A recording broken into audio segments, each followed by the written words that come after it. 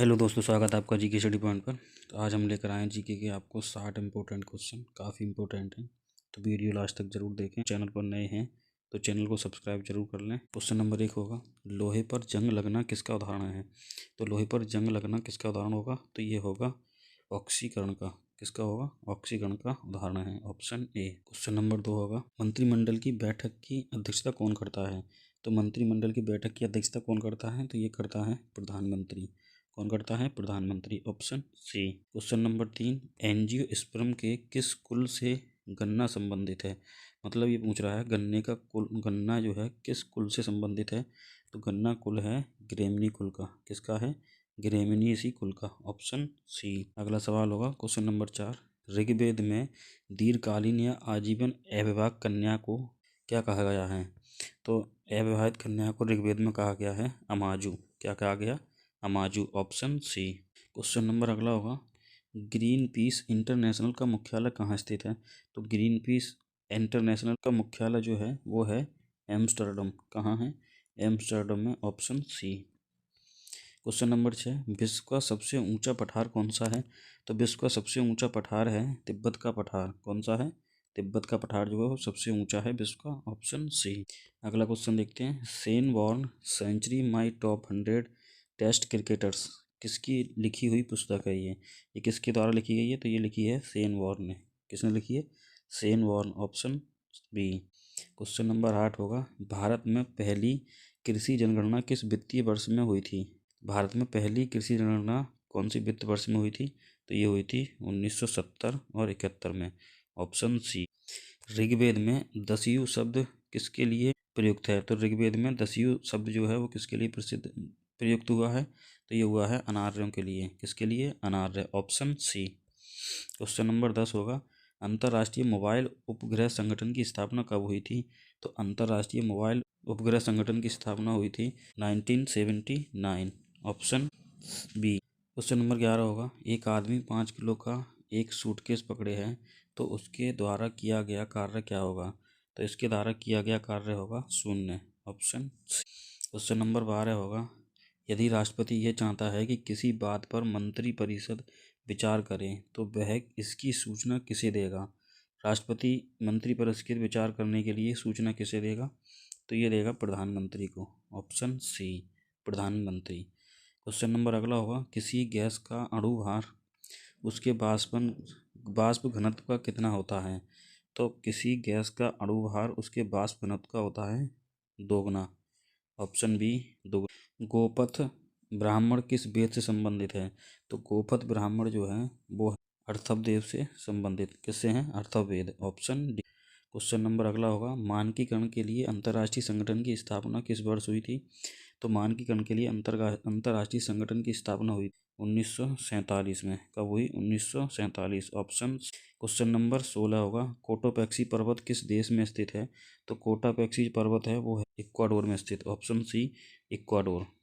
Question number 17, एक कोशिकीय जीवों का अध्ययन सर्वप्रथम किस वैज्ञानिक ने किया था। तो एक कोशीय जीवों का जो अध्ययन किया था वो किया था ल्यूवेन हॉक ने, option B, Leeuwen hoc.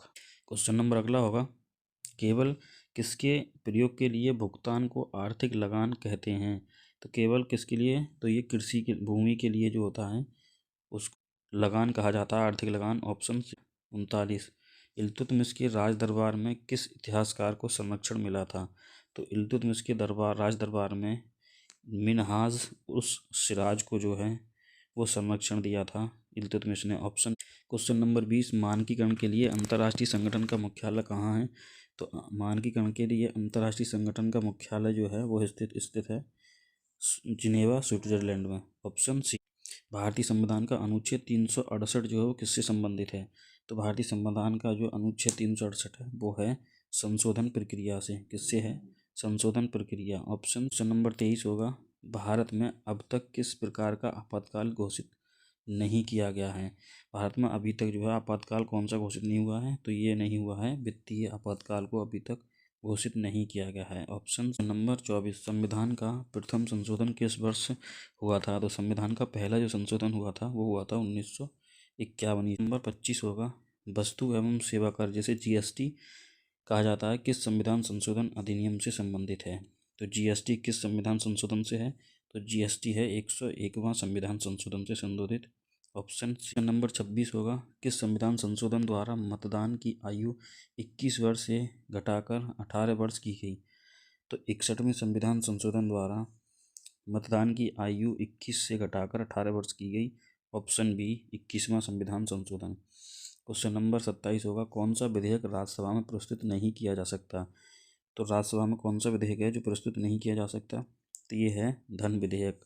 Option C, धन विधेयक को जो है वो राज्यसभा प्रस्तुत नहीं किया जा सकता।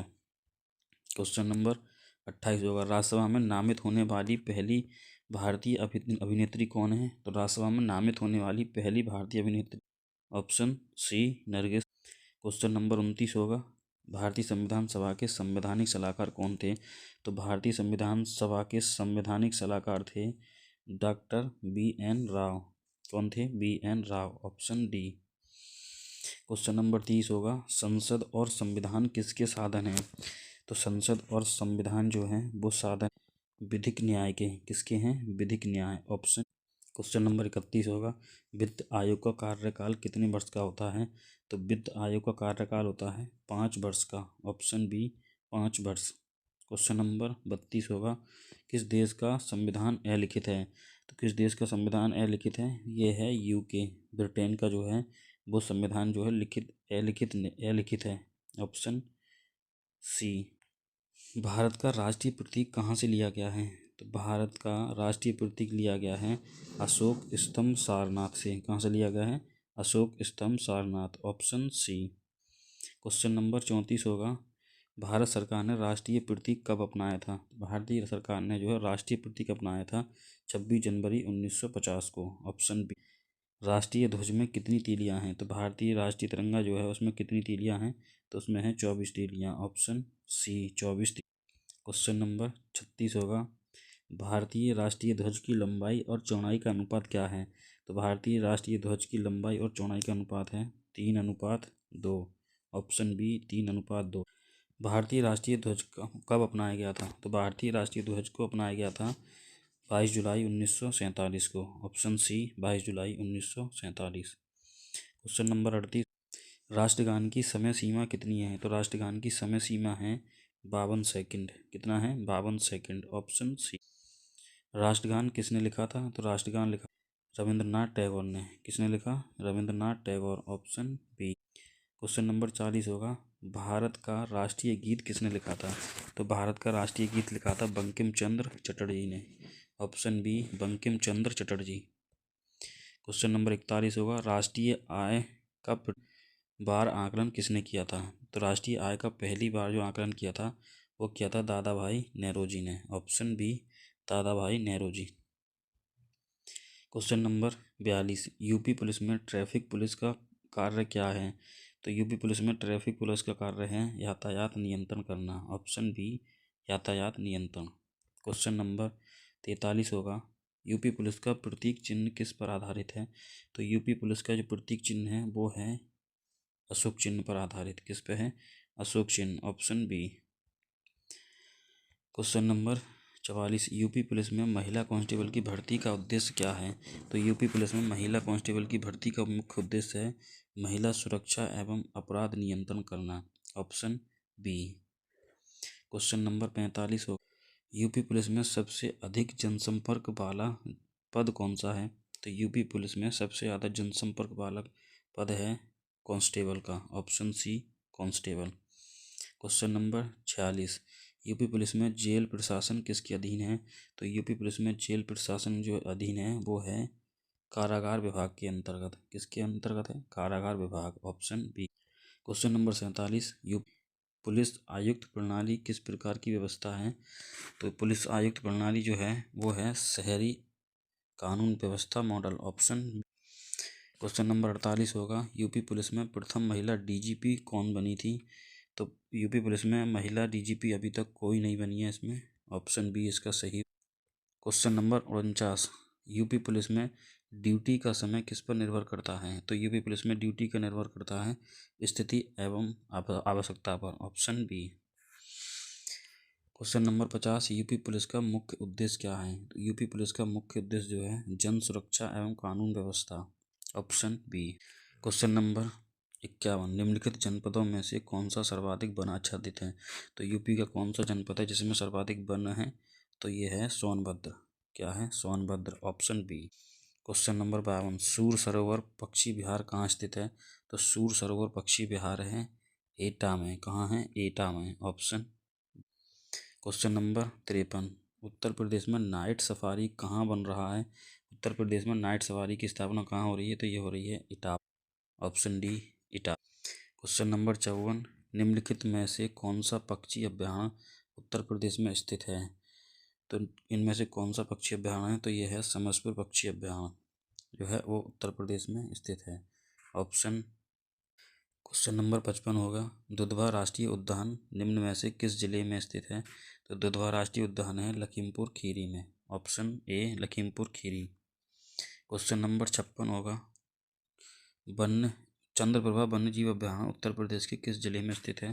तो चंद्रप्रभा वन्यजीव अभ्यारण्य जो है वो है चंदौली में स्थित, option B, Chandauli. Question number 57 होगा, दुधवा राष्ट्रीय उद्यान भारत के किस राज्य में स्थित है? तो दुधवा राष्ट्रीय उद्यान है उत्तर प्रदेश में। कहाँ है? Uttar Pradesh, option. Question number 58 होगा, निम्न वन्यजीव अभ्यारण्यों में से कौन सा उत्तर प्रदेश में स्थित है? तो इनमें से कौन सा अभ्यारण्य जो उत्तर प्रदेश में स्थित है? तो ये है चंद्रप्रभा वन्यजीव अभ्यारण्य। कौन सा है?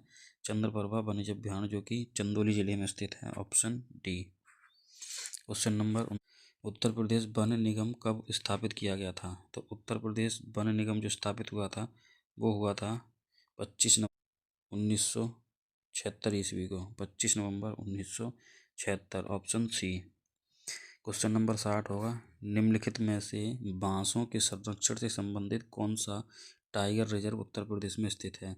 तो बांसों के संरक्षण के संबंधित कौन सा टाइगर रिजर्व है? तो ये है अमानगढ़। कौन सा है? Amangarh, option B. दोस्तों, अगर वीडियो सही लगी हो तो video like, share and channel को सब्सक्राइब जरूर कर लें जिससे आपको अगली वीडियो का नोटिफिकेशन मिल सके। और टेलीग्राम ज्वाइन करने के लिए इसमें डिस्क्रिप्शन में आपको लिंक मिल जाएगा, तो टेलीग्राम ज्वाइन जरूर कर लें जिससे आपको हर वीडियो की अपडेट मिलती रहे। तो मिलते हैं अगली वीडियो में।